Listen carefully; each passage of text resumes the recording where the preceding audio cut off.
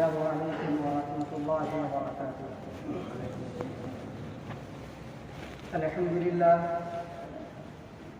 لله نحمده ونستعينه ونستغفره ونؤمن به ونتوكل عليه ونعوذ بالله من شرور أنفسنا ومن سيئات أعمالنا. من يهده الله فلا مضل له ومن يضلل فلا هادي له. أشهد أن لا إله إلا الله وحده لا شريك له وأشهد أن سيدنا وحبيبنا ومولانا محمدا عبده ورسوله. أما بعد، قال الله تبارك وتعالى في القرآن الكريم: أعوذ بالله من الشيطان الرجيم، بسم الله الرحمن الرحيم. يا أيها الذين آمنوا كتب عليكم الصيام كما كتب على الذين من قبلكم لعلكم تتقون. وعن أبي هريرة رضي الله تعالى عنه عن النبي صلى الله عليه وسلم قال: قال رسول الله صلى الله عليه وسلم: من صام رمضان إيمانا واحتسابا غفر له ما تقدم من ذنبه. وفي حديث آخر: ومن قام رمضان إيمانا واحتسابا غفر له ما تقدم من ذنبه، أو كما قال عليه الصلاة والسلام. معزز سامعین کرام، میرے دینی بھائیوں اور عزیز ساتھیوں، رمضان کا بابرکت مہینہ شروع ہونے والا ہے، جس میں اللہ رب العزت کی رحمتیں اپنے بندوں پر متوجہ ہوتی ہے. جو وقت جتنا قیمتی ہوتا ہے، جو چیز جتنی گراں قدر ہوتی ہے، اس کی حفاظت، اس کے حقوق کی رعایت اتنا ہی ضروری ہوتی ہے. تو لہذا آئیے ہم اور آپ آنے والے مہمان رمضان المبارک کے مہینے کے لیے ایک نظام عمل بنائیں اور اس کے مطابق انشاءاللہ تعالی ہم اپنے رمضان المبارک کے مہینے کو گزاریں. یہ نظام، اس کا فائدہ یہ ہے کہ یہ نظام وقت کی حفاظت کرے گا. یہ نظام نیکیوں کی توفیق میں معاون بنے گا. یہ نظام رمضان المبارک کے رحمتوں اور سعادتوں سے دامن کو بھرنے میں وسیلہ بنے گا. اس لیے کہ نظام بنائیں اور اس نظام کے تحت رمضان المبارک کے مہینے کو گزارنے کی کوشش کریں. یوں ہی لاپرواہی کے ساتھ جس طریقے سے ہم رمضان المبارک کے مہینے کو گزشتہ زندگی میں گزارتے چلے آ رہے ہیں، اس طریقے سے نہیں، بلکہ انشاءاللہ ان سال رمضان المبارک کے مہینے کا استقبال بھی کریں گے اور پورے طور پر خدا کے احکام کے مطابق رمضان المبارک کو گزاریں گے انشاءاللہ. تو رمضان المبارک کا سب سے اہم عمل روزہ ہے. یہ روزہ کیا ہے؟ اللہ نے قرآن کریم کے اندر فرمایا: یا ایھا الذین آمنوا کتب علیکم الصیام. یہاں دیکھیے اللہ نے اپنے بندوں پر پیار جتایا. کیا یہاں اللہ نے یا ایھا الناس کتب علیکم الصیام نہیں کہا. اللہ نے یہ نہیں کہا کہ لوگوں تمہارے اوپر روزہ فرض ہے، بلکہ اللہ نے کہا کہ اے ایمان والو، جو مجھے مانتے ہو، جو مجھ پر ایمان رکھتے ہو، جو مجھے خدا مانتے ہو، پروردگار مانتے ہو، تمہارے اوپر روزہ فرض. یہ نہیں کہ عام لوگوں پر روزہ فرض نہیں کیا، بلکہ خاص جنہوں نے ایمان قبول کیا اس پر اللہ رب العزت نے روزہ کو فرض کیا. کما کتب علی الذین من قبلکم. اور یہ روزہ کا عمل صرف اس امت میں نہیں بلکہ گزشتہ امت پر بھی اللہ رب العزت نے روزہ کو فرض کیا. مقصد کیا ہے؟ لعلکم تتقون، تاکہ تم متقی اور پرہیزگار بن جاؤ، ڈرنے والا بن جاؤ، خدا کے احکام کے مطابق زندگی گزارنے والا بن جاؤ. تو یہ روزہ خدا کی خوف. اگر ہم روزہ رکھ رہے ہیں اور خدا سے نہیں ڈر رہے تو پھر اس روزہ کا کوئی فائدہ ہی نہیں. جبکہ اللہ نے کہہ دیا لعلکم تتقون کہ تم روزہ رکھو گے تو خدا سے ڈرو گے. اس روزے کی بدولت اگر آپ روزہ رکھ کے بھی خدا سے نہیں ڈر رہے، روزہ کے باوجود بھی خدا کے احکام کے مطابق نہیں چل رہے، تو اس روزہ کا کوئی فائدہ ہی نہیں. تو روزہ یہ خدا کی محبت، خدا کی خوشنودی کے خاطر اپنے آپ کو قربان کر دینے کی تربیت، اس بات کا اظہار کہ خدا کے خواہش کے مطابق اپنے نفس کو قربان کر دے اور آخرت کے اجر کے لیے، آخرت کے ثواب طلب کے لیے یہ دنیا کی شہوات و خواہشات سے بے نیاز ہو جائے، اس کو روزہ کہتے ہیں۔ یہ روزہ ہر عاقل بالغ مسلمان مرد عورت پر فرض ہے۔ صرف حیض نفاس والی چند عورتیں، اس سے مستثنا مسافر، اس سے مستثنا بہت زیادہ بیمار جس کے اندر وہ کیپیسٹی نہیں ہے کہ وہ روزہ رکھ سکتے، وہ اس سے مستثنا۔ اگر اس کے علاوہ کوئی شخص جان بوجھ کر کے روزہ چھوڑ دیتا ہے تو وہ بہت بڑا مجرم ہے، بہت بڑا گناہگار ہے۔ اللہ کے رسول کے قول کے مطابق کہ جس نے رمضان المبارک کے مہینے کا ایک روزہ بھی جان بوجھ کر کے چھوڑ دیا کسی عذر کے بغیر، تو پھر اگر وہ سال بھر بھی روزہ رکھتا رہے پھر بھی اس کی تلافی ممکن نہیں۔ اب میں ایک بھائی چارگی کے ناطے سے میں آپ سے سوال کرتا ہوں، گزشتہ رمضان جو ہم نے گزارا ہے، کیا ہم نے نظام کے مطابق اپنے وقت کو فکس کیا ہے یا نہیں کیا؟ اگر نہیں کیا ہے تو یہاں سے جانے کے بعد انشاءاللہ تعالی ایک ٹائم ٹیبل بنائیں کہ ہمیں کس وقت میں کیا کرنا ہے، اس کے مطابق ہم رمضان المبارک کے مہینے کو گزاریں گے۔ لیکن ہم تو یہ دیکھتے ہیں کہ روزہ رمضان المبارک کے بابرکت مہینے میں بہت سے شخص ایسے ہیں جو ہوٹلوں میں پردہ کے پیچھے جا کر کے کھانا کھاتے ہیں، جو ہوٹلوں میں رمضان المبارک کے بابرکت مہینے میں ہوٹلوں میں پردہ کے پیچھے جا کر کے چائے پیتے ہیں اور پھر دعویٰ کرتے ہیں کہ ہم مسلمان ہیں۔ بھائی آپ کیسے مسلمان ہیں؟ آپ سے پوچھنا چاہتا ہوں بھائی چارے کے ناطے سے، آپ کیسے مسلمان ہیں جبکہ اسلام کی بنیاد 5 چیزوں پر ہے، جس میں سے ایک رمضان المبارک ہے، ایک روزہ بھی ہے؟ تو گویا کہ آپ نے اس بات کا انکار کیا ہے، اسلام کی بنیاد جو 5 ہے اس میں سے آپ ایک کا انکار کر رہے ہیں، اور جو اس کا انکار کرتا ہے مسلمان ہے ہی نہیں، مسلمان ہے ہی نہیں۔ تو ایک تو سینے سے انکار کرنا ہوتا ہے، ایک جان بوجھ کر کے غلطی کرنا۔ تو اس رمضان المبارک کے مہینے میں روزہ رکھنے کے بعد بھی آپ اس طرح کا دھوکہ کسے دے رہے ہیں؟ انسان کو دھوکہ دے رہے ہیں۔ آپ یہ سمجھ رہے ہیں کہ پردے کے پیچھے کون دیکھتا ہے، کون انسان آئے گا دیکھنے کے لیے؟ آپ یہی سمجھتے ہیں نا کہ پردے کے پیچھے کون آ کے مجھے دیکھے گا؟ لیکن یاد رکھیے کہ آپ کو یہ معلوم نہیں ہے کہ آپ بھی کسی کے کنٹرول میں ہے، 24 گھنٹہ آپ کسی کے کنٹرول میں ہے۔ وہ رب جس نے آپ کو پیدا کیا ہے، وہ رب جو آپ کو رزق بھی دیتا ہے، وہ رب جس نے ابھی تک آپ کو زندہ بھی رکھا ہے، وہی رب آپ کو اس دنیا سے اٹھائے گا۔ اس رب کو آپ دھوکہ دے رہے ہیں، اس رب سے آپ غداری کر رہے ہیں جس رب نے آپ کو پیدا کیا، جس رب نے آپ کو کھانے کے لیے بھی دیا، اس رب کو دھوکہ دے کر کے ہوٹلوں میں بیٹھ کر کے پردے کے پیچھے آپ کھانا کھائیں، اس سے کیا فائدہ ہے میرے بھائی؟ اس سے کوئی فائدہ نہیں ہے۔ آپ رب کو دھوکہ نہیں دے سکتے، آپ خود کو دھوکہ دے سکتے۔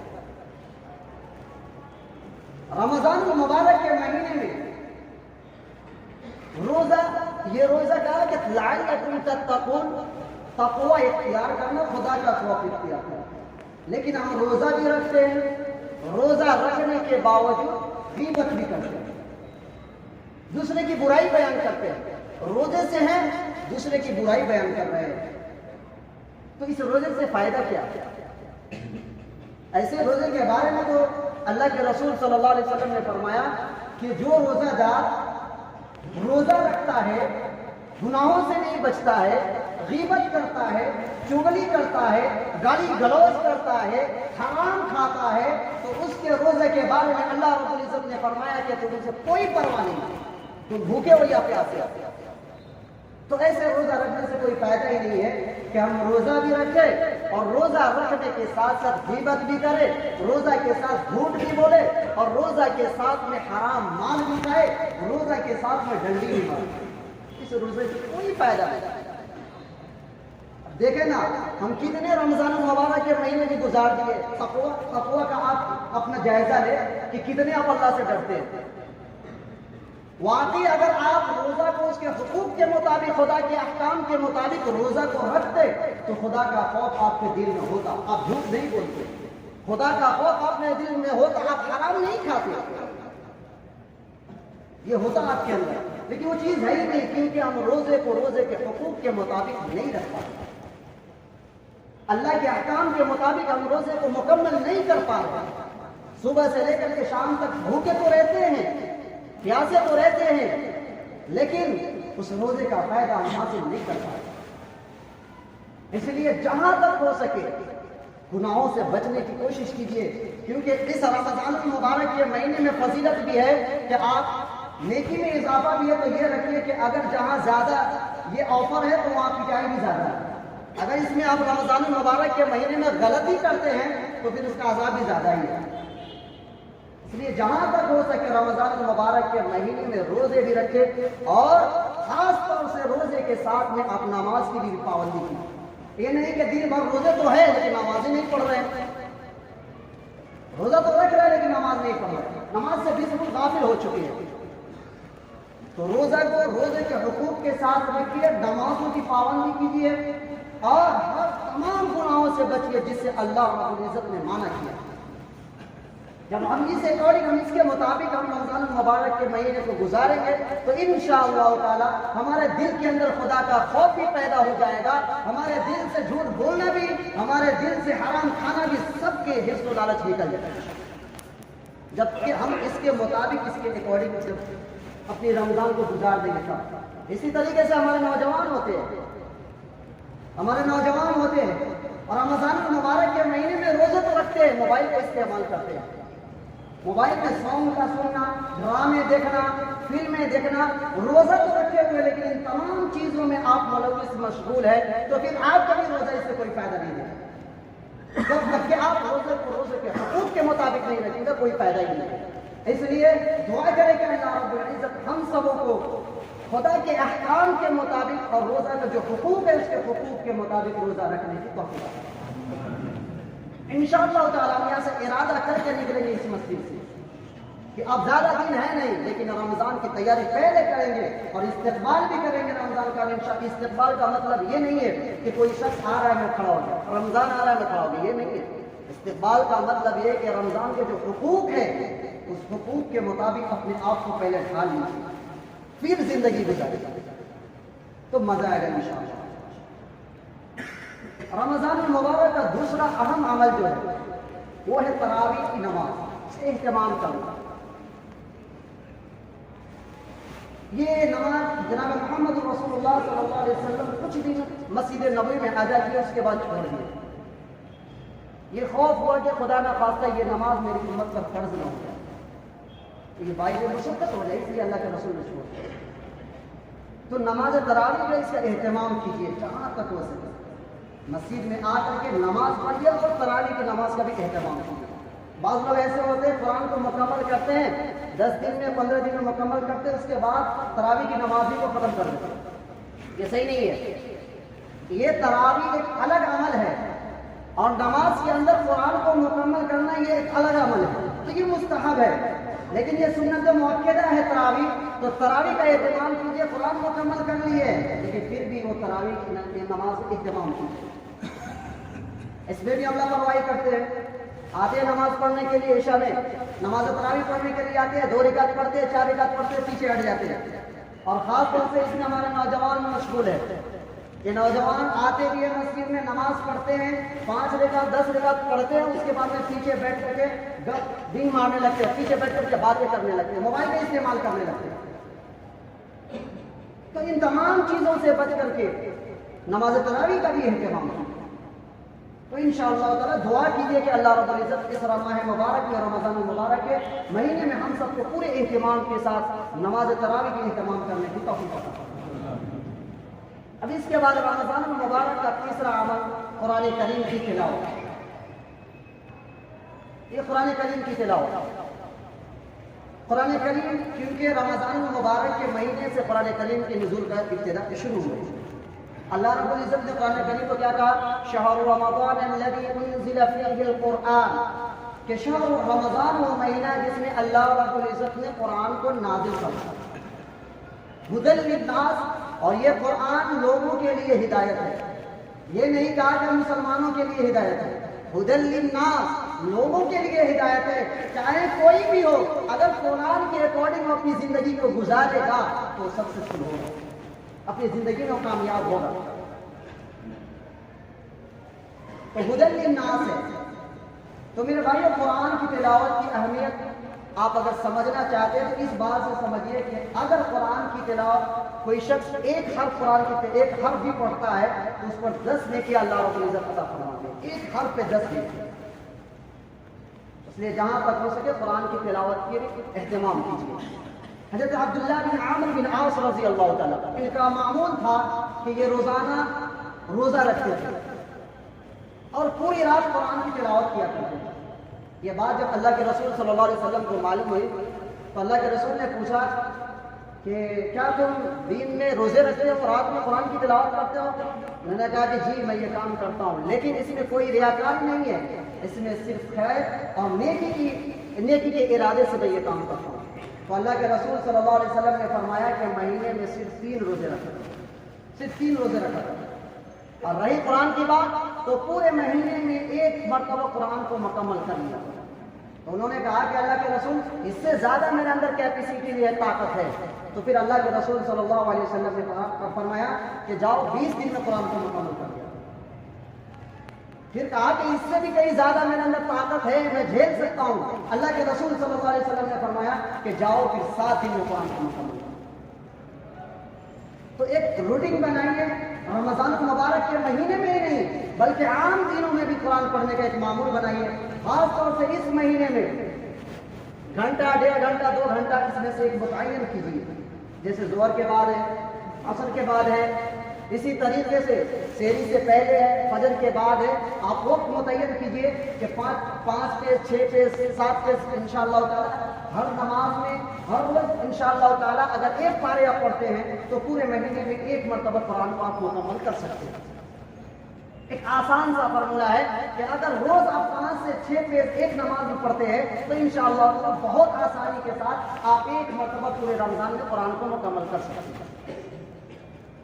اگر 2 مرتبہ کرنا چاہتے ہیں تو 2 پارے کا معمول بنائیے روز کا اور پھر 2 مرتبہ قرآن کو مکمل کیجیے اس مہینے میں. جس قرآن کے بارے میں اللہ نے فرمایا لو انزلنا هذا القرآن على جبل لرأيته خاشعا متصدعا من خشية الله وتلك الأمثال نضربها للناس لعلهم يتفكرون. اللہ نے فرمایا کہ اگر اس قرآن کو میں پہاڑ پر اتار دیتا تو پہاڑ کے ٹکڑے ٹکڑے ہو جاتے، انسان کے چتھڑے اٹھ جاتے. لیکن اس قرآن کو اللہ رب العزت نے پہلے جمالی سینے کے ذریعے سے اس کو سجایا ہے. ورنہ آپ کو معلوم ہے کہ اگر ڈائریکٹ قرآن کو انسان پر بھی نازل کرتا نا تو انسان کے بھی ٹکڑے ہو جاتے. کسی معلم کے اندر، کسی استاد کے اندر یہ طاقت نہیں تھی کہ وہ کسی کو حفظ کرا دیتا. کسی انسان کے اندر یہ طاقت نہیں کہ وہ اپنے سینے میں قرآن کو محفوظ کر لیتے. لیکن اس کا معاملہ یہ ہے کہ اللہ رب العزت نے پہلے قرآن کو حضور اکرم صلی اللہ علیہ وسلم کے جمالی سینے کے اندر پہلے پیوست کیا، اس کے اندر پہلے داخل کیا، اس کے بعد انسان کو اوپر لایا، تب جا کے انسان اس کو برداشت کر لے. جیسے سورج دیکھتے ہیں، سورج کی روشنی ڈائریکٹ آپ 12 بجے سورج کی روشنی میں آپ کھڑے نہیں ہو سکتے، لیکن چاندنی رات میں 12 بجے رات میں آپ کپڑے نکال کر کے بھی کھڑے ہو سکتے ہیں. کیوں؟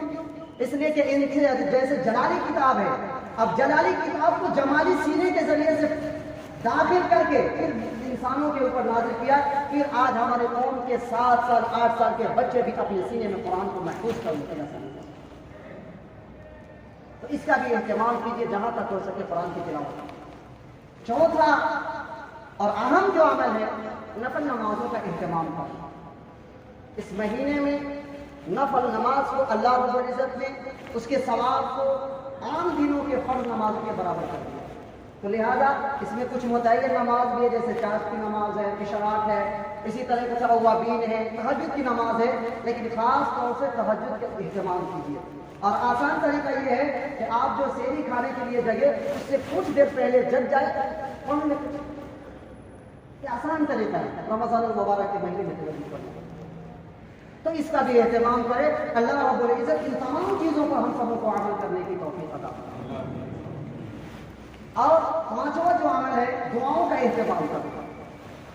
دعا کرنا، دعا یہ رمضان کے مہینے اور حج، یہ دو ایسے مواقع ہیں جس میں اللہ تبارک و تعالیٰ خصوصی دعا کو قبول فرماتے ہیں۔ رمضان کے بعد جیسے کہ رمضان کے آخر اشروں میں جو طاق رات ہے اس میں اللہ رب العزت دعاؤں کو قبول فرماتا ہے۔ اسی طریقے سے حج کرنے کے بعد قرآن کی تلاوت کے بعد آپ اہتمام سے دعا کریں اللہ رب العزت سے کہ اللہ میں جو کر لیا ہوں، جو اپنی زندگی کو گزار لیا ہوئی، اب آپ کے دربار میں آ کر کے میں توبہ کرتا ہوں اور میں صرف دل سے توبہ کرتا ہوں، اے اللہ اب آپ کی نافرمانی میں نہیں کروں گا، اب یہاں سے آپ کے احکام کے مطابق زندگی گزاروں گا۔ یہ اللہ کے سامنے ہے جو زندگی گزار دی ہے اس کو تو چھوڑے، لیکن جو اب گزارنے والے ہیں اس کو تو کر صحیح اللہ کے احکام کے مطابق گزارنے کی کوشش کی۔ تو دعا کرے کہ اللہ رب العزت اپنے احکام کے مطابق اور رسول اللہ صلی اللہ علیہ وسلم کے طریقے کے مطابق ہم سبوں کو زندگی گزارنے کی توفیق عطا فرمائے۔ اس میں اس رمضان المبارک کے مہینے میں جو لاپرواہی ہے وہ یہ ہے کہ ہم روزے تو رکھتے، جو میں نے آپ کو بتایا، خاص طور سے میں آپ کو آخر میں بتا دینا چاہتا ہوں، خلاصہ کر دینا چاہتا ہوں کہ اس مہینے میں جو ہم لاپرواہی کرتے ہیں، جیسے کہ افطار کے وقت میں دعائیں قبول ہوتی ہے، لیکن ہم کھانے پینے میں اس کو سجانے میں ہم رہ جاتے ہیں، وقت تو ہی مل جاتا ہے۔ تو اس وقت اہتمام کرے دعاؤں کا، دعا کرے کہ اللہ رب العزت اس وقت آپ کی دعاؤں کو قبول فرما لے، آپ کے جائز تمناؤں کو قبول فرما لے، یہ چیز ہے۔ اسی طریقے سے ایک چیز ہمارے اندر خرابی یہ ہے کہ ہم افطار کی جو پارٹی کرتے ہیں، جیسے دعوت دیتے ہیں لوگوں کو، تو ہم ان لوگوں کو دعوت نہیں دیتے ہیں جو غریب ہیں، ان لوگوں کو دعوت نہیں دیتے ہیں جو فقیر ہیں، ہم دعوت ان کو دیتے ہیں جو ہمارے لیے ریلیٹیو ہے یا ہم سے بڑے ہیں، تاجر ہیں، آفیسر ہیں، ہم اس کو افطار کی پارٹی میں ان کو بلاتے ہیں، غریبوں کو چھوڑ دیتے ہیں۔ تو یہ صحیح نہیں ہے، کیونکہ اللہ کے رسول صلی اللہ علیہ وسلم نے ولیمہ کے بارے میں بتایا کہ سب سے بدترین دعوت وہ ہے جس میں امیروں کو بلایا جائے اور غریبوں کو چھوڑ دیا جائے، سب سے بدترین دعوت۔